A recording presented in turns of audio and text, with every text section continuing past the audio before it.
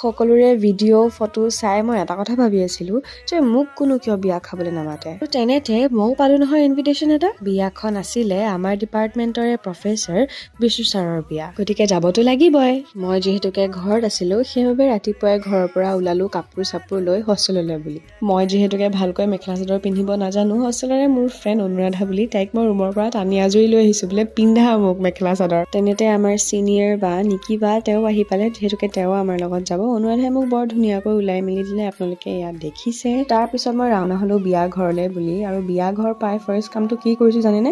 খাবলৈ সোমাইছো। তাৰ পিছত আমি বহুত নাচিছো। মই ক্লিপ কেইটামান ইয়াত লগাই দিছো, আপোনালোকে এনজয় কৰক।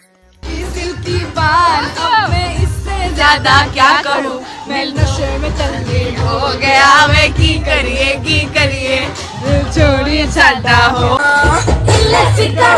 आजा इधर बीच में लगा ले झुमका 1 2 3 4